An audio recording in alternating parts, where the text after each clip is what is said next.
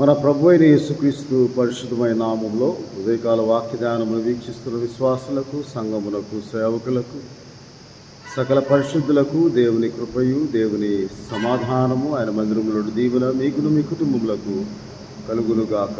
ఆమేన్. ఉదయకాల వాక్య ధ్యానము కీర్తన గ్రంథము 79వ అధ్యాయము 5వ వచనంలో ధ్యానం చేసుకుందాం. యెహోవా ఎంతవరకు కోపపడుదువు, ఎల్లప్పుడూ కోపపడుదువా?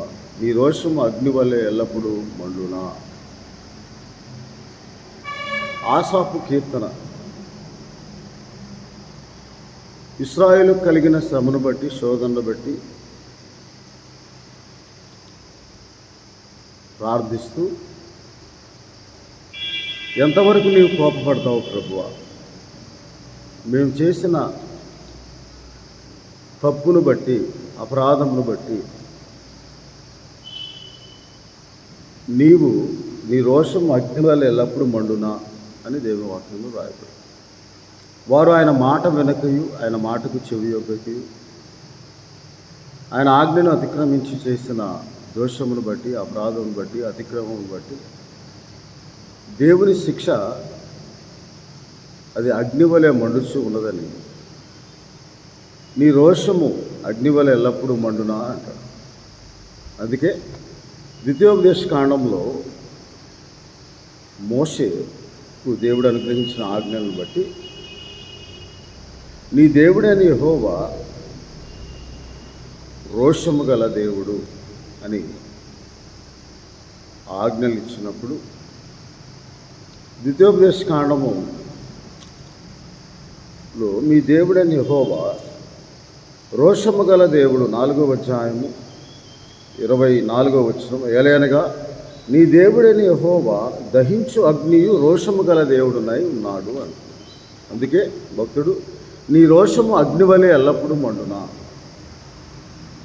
కొన్ని సమయంలో దేవుడు మనకు చేసిన వాగ్దానంలో మనం మరచి, ఆయన వాక్యమును మరచి, ఆయన మాటను మరచి, క్షణములో తృణమాత్రపు కోరికలను నెరవేర్చుకోవడానికి, ఆశలను నెరవేర్చుకోవడానికి కొన్నిసార్లు మనం తప్పిపోతూ ఉంటాం, తప్పిపోయి మర్చిపోతూ ఉంటాం. అవి మనకు జ్ఞాపకం రావు, కానీ దేవుడైతే వాటిని జ్ఞాపకం పెట్టుకుంటాడు. జ్ఞాపకం పెట్టుకోవడం మాత్రమే కాక ప్రతినిత్యము ఆయన వాక్కు ద్వారా హెచ్చరిస్తూ ఉంటాడు. అందువలన ఆయన మాటను నిర్లక్ష్యం చేసిన ఇశ్రాయేలీయులు ద్వితీయోపదేశ కాండము 9వ అధ్యాయంలో 3వ వచనంలో, కాబట్టి నీ దేవుడైన యెహోవా తానే దహించు అగ్ని వలె నీ ముందర దాటిపోవచ్చున్నాడని నీవు తెలుసుకొనుము అంట. దహించు అగ్ని. అదే మాటను దేవుడైన యెహోవా ఇర్మియా గ్రంథంలో ఇలాగూ రాస్తూ సెలవిస్తూ తన ప్రవక్త అయిన ఇర్మియా ద్వారా, నా మాట అగ్ని వంటిది కాదా అని అడుగు. మీరు దాన్ని ఎందుకు గైకోవట్లేదు? నేను వారికి కండలేచి ప్రవక్తలను పంపినా కానీ వారు గ్రహింపక, నా మాటను వినక వారు తొలగిపోయి ఉన్నారని దేవుని వాక్యంలో, ఇర్మియా గ్రంథంలో దేవుడైన యెహోవా నా మాట అగ్ని వంటిది కాదా. కాబట్టి 5వ అధ్యాయం, ఇర్మియా గ్రంథం 5వ అధ్యాయములో 14వ వచనంలో, కావున సైన్యములకు అధిపతికి దేవుడు యెహోవా ఇలాగ సెలవిచ్చున్నాడు, వారి ఈ మాటలు పలికినందు నా వాక్యములు వారిని కాల్చినట్టు నీ నోట వాటిని అగ్నిగాను ఈ జనము కట్టెలుగాను నేను చేసేదను అని చెప్తూ ఉన్న ప్రవక్త మాటలు అగ్నిగా చేసి ఉన్నాడు.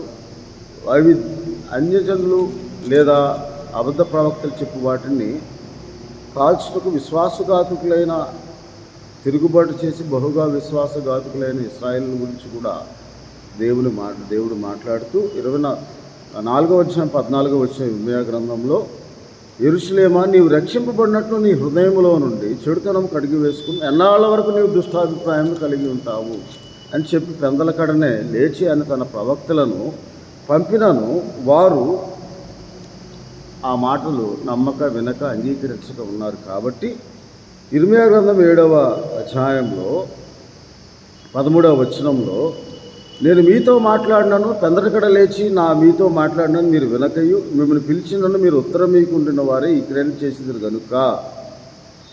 19వ వచనంలో మీరు నాకు కోపం పుట్టించినంతగా దాన్ని చేయుచున్నారా అని చెప్పి, నా కోపమును నా ఉగ్రతను కుమ్మరించదు, అర్పశక్యము కాకుండా అది మండును అని దేవుని వాక్యంలో రాయబడి ఉంది. కానీ ఎప్పుడైతే ఇర్మీయా గ్రంథం 7వ అధ్యాయం 23 చేయదనగా, నా మాటలు మీరు అంగీకరించినట్లా నేను మీకు దేవుడినై ఉందును, మీరు నాకు జనులయ్యుందురు, మీకు క్షేమము కలుగునట్లు నేను ఆజ్ఞాపించున్నంతటి మార్గం అంతటా మీరు నడుచుకునుడి. అయితే వారు వినకపోయిరి, చెవియొగ్గుకుండిరి, ముందుకు సాగక వెనక తీర్చి తమ ఆలోచనలు బట్టి తమ హృదయ కాఠిన్యం అనుసరించి నడుచుకుంటూ ఉన్నారు. అంతేకాక 24వ వచనం 7వ అధ్యాయంలో, వారు నా మాట వెనుక ఉన్నారు, చెవియొగ్గకి ఉన్నారు, తమ మెడను వంచక మనస్సును కట్టిపరుచుకున్నారు అని దేవుని వాక్యంలో రాయబడి ఉంది. అటువంటి మాటను, దేవుడిచ్చిన ఆజ్ఞను వారు వినక ఉండి తిరుగుబాటులు చేసి వారు ప్రార్థన చేస్తున్నప్పటికీ, నీ వారి కొరకు ప్రార్థన చేయకు, నేను వినను ఆలకించనని దేవుడు సెలవిచ్చిన మాట ప్రకారము ఇశ్రాయేలీయులు అనేక మార్లు మీ క్రియలను బట్టి నేను మిమ్మల్ని దండిస్తానని చెప్పినా కానీ వారు వెనక తలవంచక మెడవంచక తమ ఆలోచన ప్రకారం హృదయ కాఠిన్యం చొప్పున నడుచుకుంటున్నప్పుడు దేవుడు కలుగజేసిన ఆ కీడును అనగా క్రమశిక్షణలో పెట్టడానికి దేవుడు శిక్ష విధిస్తూ ఉంటారు.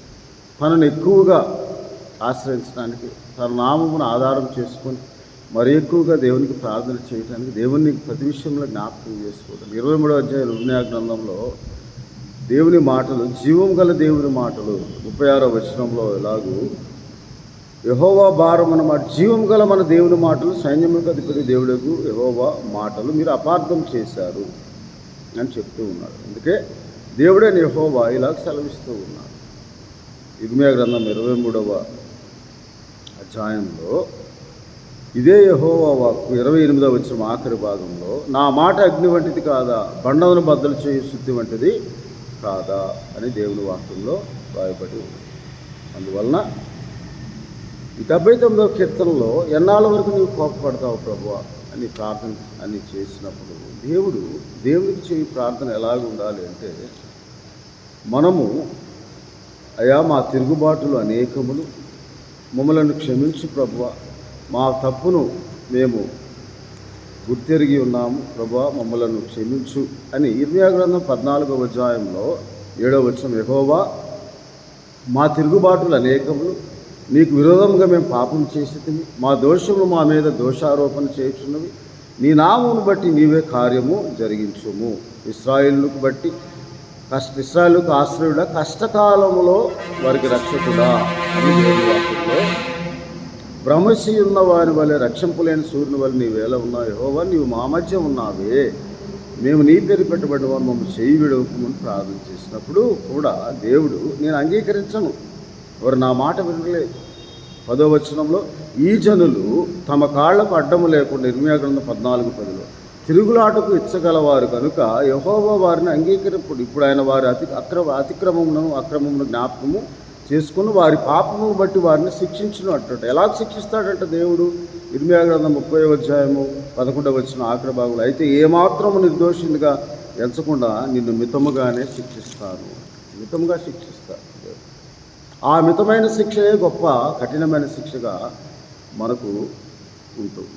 అందువల్ల ప్రార్థన చేస్తున్నాడు 79కి, ఎంతవరకు కోపపడతావు అయ్యా, మమ్మల్ని జ్ఞాపకం చేసుకో, మా దోషములు జ్ఞాపకం చేసుకొని కూడా. 79వ కీర్తన 9వ వచనం, మా రక్షణకర్తవగు దేవా, నీ నామ ప్రభావం మాకు సహాయం దయచేయి, నీ నామం బట్టి మా పాపములను పరిహరించు ప్రభువా అని ప్రార్థన చేస్తాం. మనం కూడా అలాగే తెలిసి తెలియక చేసి పాపం మనం మర్చిపోయిన వాటిని ఎందుకు దేవుడి కోపం రగులుకుంటుంది, ఎందుకు మన జీవితంలో కార్యం జరగట్లేదు?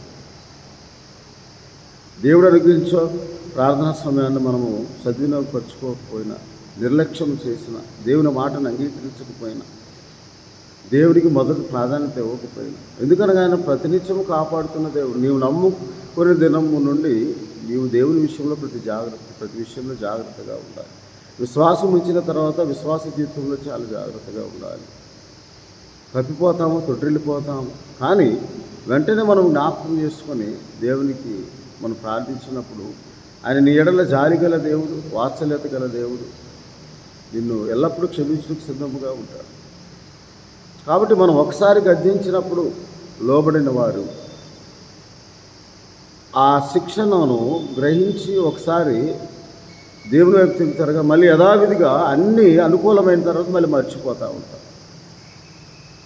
మనకు అనుకూల సమయంలో మనకు సమయం ఉన్నప్పుడు మాత్రం దేవుని స్తుతించడానికి, ఆరాధించడానికి దేవుడు సమయం ఇస్తే దాన్ని అంగీకరించడు. ఆయన నియమించిన నియామక కాలంలో ఆయనకు చెందవలసిన మహిమ ప్రభావాలు ఆరోపించే సమయంలో మనం దేవుని సన్నిధిలో కనపడాలి, దేవుని మాటను ఆలకించాలి, దేవుని మాటను అంగీకరించాలి. ఆ మాట అంగీకారకృతంగా ఉన్నప్పుడు మన హృదయంలో మన మనస్సాక్షి ఆ వాక్యంచే అగ్నిచే మండబడి, అందుకే దావీదు భక్తుడు అంటాడు, నేను ధ్యానించినప్పుడు నా గుండెలో మంట పుట్టెను అంటాడు. మంట పుట్టుచూ ఉన్నది. ఆయన మాట విన్నప్పుడు ఆయన దహించు అగ్ని అంటే మన దోషమును మనకు జ్ఞాపకం చేసి దాన్ని ఆయన తీసివేయనట్లుగా మన హృదయంలో ఆ వాక్యం చొచ్చుకున్నప్పుడు మనము దేవుని వైపు తిరిగి మన దోషమును మన పాపమును అతిక్రమం గ్రహించి దేవుని విషయంలో చేసిన ఆయనకు కేవలము ఆయనకే విరోధంగా చేసిన పాపమును బట్టి, మన తప్పును బట్టి, మన ఆత్మీయ జీవితమును మనం చేస్తున్న ప్రతి దేవునికి విరోధమైన కార్యం బట్టి మనము, అందుకే 77వ కీర్తన గ్రంథము 77వ అధ్యాయంలో 12వ వచనంలో ఏం చేయాలంటే, నీ కార్యమంతా నేను ధ్యానించుకుంటాను, నీ క్రియలను నేను ధ్యానించుకుంటాను. దేవాన్ని మార్గం పరిశుద్ధమైన దేవుని వంటి మహాదేవుడు ఎక్కడ ఉన్న ఆశ్చర్య క్రియలు జరిగించే దేవుడు నీవేమో జ్ఞాపకం. కొన్నిసార్లు మనము వాటిని జ్ఞాపకం చేసుకొనక, మనం చేసిన అపరాధములను జ్ఞాపకం చేసి దేవుని మాట వినక, దేవుని సన్నిధికి రాక, దేవునికి ప్రార్థన చేయక, దేవుని వాక్యం ధ్యానించుకొనక, ఈ లోక సంబంధం వాటి గురించి మనం ఆలోచిస్తూ ఉన్నప్పుడు శ్రమ, కష్టం, శోధన, దేవుని క్రమశిక్షణ తీవ్రమైనప్పుడు 7వ వచనం 77 ప్రభువు నిత్యం విడనాడున, ఆయన ఎన్నడూ కటాక్షింపడా, ఆయన కృప ఎన్నటికి మానిపోయినా, ఆయన సెలవిచ్చిన మాట తడతం తప్పిపోయినా, దేవుడి కటాక్షింప మానినా, ఆయన కోపించి వాత్సల్యం చూపకుండా అనుకుంటాం. కానీ ఆ సమయంలో దేవుని కార్యములను జ్ఞాపకం చేసుకోవాలని దేవుని వైపు మనం తిరగటానికి మనము హృదయంలో ఒక నిశ్చయిత నిబ్రం కలిగి ఉండాలని దేవుని వాక్యంలో రాయబడి ఉన్నది. అందువల్ల కీర్తనల గ్రంథంలోనే చాలాసార్లు భక్తులు ఇలాగూ ప్రార్థన 71వ అధ్యాయం కీర్తన గ్రంథంలో 20వ వచనం, అనేకమైన కఠిన బాధలు మాకు కలుగు చేసిన వాడా, నీవు మమ్ము మరలా బ్రతికిస్తావు తండ్రి.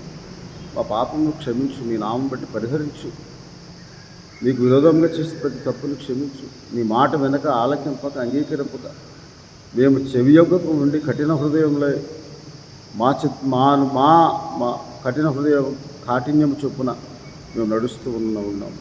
ప్రభువా, నీవు మరలా మమ్మల్ని లేవనెత్తుదువు, మా తట్టు తిరిగి మాకు నెమ్మది కలుగు చేయము నా దేవా అని ప్రార్థన.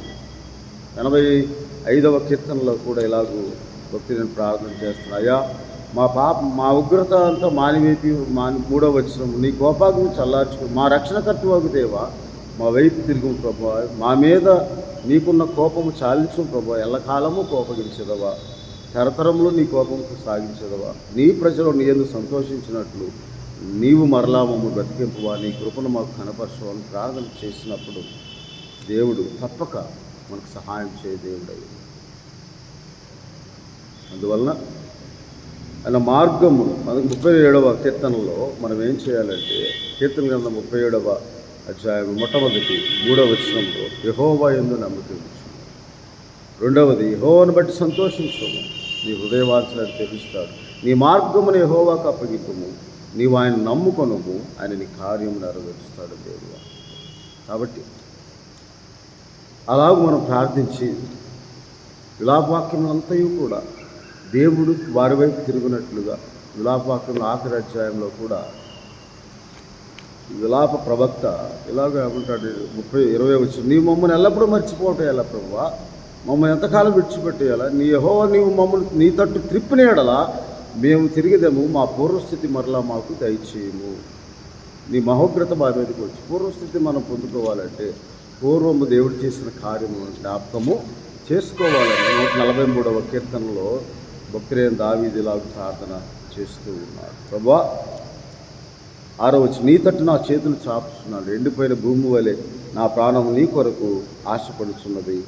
5వ వచనంలో, పూర్వదినము జ్ఞాపకం చేసుకుంటున్నాను, నీ క్రియలన్నింటినీ ధ్యానిస్తున్నాను, నీ చేతి పనిని నేను యోచించున్నాను. ప్రభు, నేను నీ యందు నమ్మికించి ఉన్నావు. 10వ వచనంలో, నీవే నా దేవుడు, నీ చిత్తానుసారం ప్రవర్తించడం నాకు నేర్పు ప్రభువా అని పూర్వము దేవుడు మనకు దయచేసిన ప్రతి మేలుని జ్ఞాపకం చేసుకొని ఆయన స్తోత్రం చెల్లించి మనం పడిపోయిన స్థితిని గ్రహించి అది దేనివల్ల మనము ఆ స్థితిలో ఉన్నామో గ్రహించి దేవునికి విరోధముగా, దేవుని నమ్ముకున్న వారముగా, దేవుని యందు విశ్వాసం ఉంచిన వారం, ఆయన ప్రజలముగా, ఆయన మేపు గొర్రెలముగా ఏ విషయంలో మనం తొట్టిల్లిపోతూ ఉన్నామో, 1 యోహాను పత్రిక 3వ అధ్యాయం మన 20వ వచనం, మన హృదయం ఏ విషయంలో దోషారోపణ చేయుచున్నదో ఆయన ఎదుట మనం సమ్మతిపరుచుకొని ఆయన అడిగి ప్రార్థించి, క్షమించుము, చిత్తగించుము, చూడుము, దయచేయము, నీ ప్రజలమే కదా ప్రభువా, మమ్మలను జ్ఞాపకం చేసుకో. పూర్వము నువ్వు అనుగ్రహించిన ప్రతి విధమైన మేలు జ్ఞాపకం చేసుకో.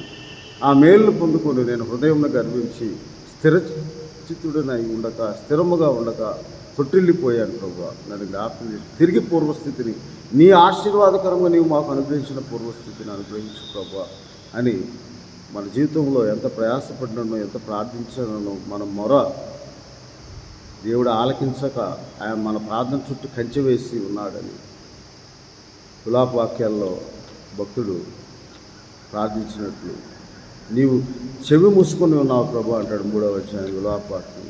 కాబట్టి అలా ప్రభు, ఒకవేళ మేము మర్చిపోయినప్పుడు నీవు జ్ఞాపకం చేసుకొని వాటి ద్వారా మాకు అనుగ్రహిస్తున్న క్రమశిక్షణను బట్టి ప్రభు, మేము నీతి సమాధానకరమైన ఫలము పొందినట్లు మా ఆత్మలకు తండ్రి నీకు ప్రార్థిస్తున్నామని మనం ఆయన జ్ఞాపకం చేసుకున్నప్పుడు ఆయన తప్పక పూర్వస్థితిని, పూర్వ వైభవం మనకు అనుగ్రహిస్తాం.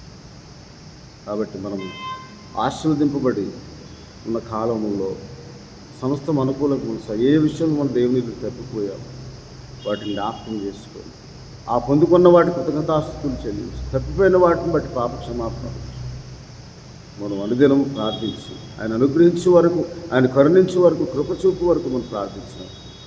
దేవుడు తప్పక మనకు సహాయం చేయి దేవుడై ఉన్నాడు. తొట్టిల్లకుండా మనల్ని కాపాడుతాడు, స్థిరపరుస్తాడు, పూర్వస్థితిని అనుగ్రహించి ఆశీర్వదిస్తాడని దేవుడు ఉదయకాల సమయంలో మాట్లాడు. కాబట్టి కొన్ని సమయాల్లో కొన్ని విషయాల్లో మనం తప్పిపోతూనే ఉంటాయి. ఆయన మాటకు చెవియొద్దు. ఈ లోక సంబంధమైన భ్రమలో మనం ఉంటాము, భ్రమపరచు ఆత్మస్వాధీనంలో ఉంటాం. కానీ దేవుని ఆత్మస్వాధీనంలోకి మనకు వెళ్ళి దేవుని ఆత్మను మన హృదయంలోకి ఆహ్వానించి మనము ఆత్మానుసారంగా జీవించినప్పుడు దేవుడు ఆత్మీయ ఆశీర్వాదం మనకు అనుగ్రహిస్తాడు. కృపను అట్టి ఆత్మనటువంటి దేవుడు మీకు మనందరికీ దయచేయండి కాక. ప్రభానికి స్తోత్రాలు. చదవబడిన లేఖన భాగం అవుతాను వీడి ద్వారా వీక్షిస్తున్న ప్రతి ఒక్కరి జీవితంలో పూర్వస్థితిని కలిగించాడు ప్రభావ. గర్వించి, అతిక్రమించి, అతిశయించి మీ మాటకు చెవియొద్దుగా మిమ్మల్ని జ్ఞాపకం చేసుకుని ప్రభావ తొట్టిల్లిపోయి వారు ఎలా మీ ఎదుట తిరిగి పూర్వస్థితి కొరకు ప్రార్థిస్తున్నారు. ఇశ్రాయేలీయులు ఎలాగో ప్రార్థిస్తున్నారు. అలాగే ప్రార్థించి ఆత్మను విజ్ఞాపన చేయి. ఆత్మ ప్రతి ఒక్కరికి దయచేసి తిరిగి వారి పూర్వస్థితిని, పూర్వ వైభవం, ఆశీర్వాదకరమైన జీవితం, శాపాస్పదముగా ఉన్న జీవితం ఆశీర్వాదకరముగా మార్చుమని మీ నామముకి స్తుతులు స్తోత్రాలు చెల్లిస్తాను. వీరి ద్వారా వీక్షిస్తున్న ప్రతి ఒక్కరికి ఆరోగ్యము, క్షేమము, కాపుదల, సంరక్షణ, పరలోక సంబంధం, ఆత్మవిషయం, ప్రతి ఆశీర్వాదం, దీవెనలు మెండుగా అనుగ్రహించమని మా ప్రభువును రక్షకుడనే యేసుక్రీస్తు వారి పరిశుద్ధమైన నామములో ప్రార్థన చేయించున్నాను తండ్రి. తండ్రి దేవుని ప్రేమ, ప్రభువును రక్షకుడైన యేసుక్రీస్తు వారి కృప, పరిశుద్ధాత్మనిచ్చే ఆదరణ, అన్యోన్య సహవాసం, ఆశీర్వాదం దేవుడు మెండుగా మీకు దయచేయును గాక, ఆశీర్వదించును గాక. చిత్తగించి చూడుము, దయచేయము ప్రభు, మేము మీ ప్రజలమే కదా అని ప్రార్థించే వారికి దేవుని కృప ఇది మొదలుకొని నిరంతరము ఆయన ఆశీర్వాదకరముగా మార్చి దీవించును గాక. ఆమేన్.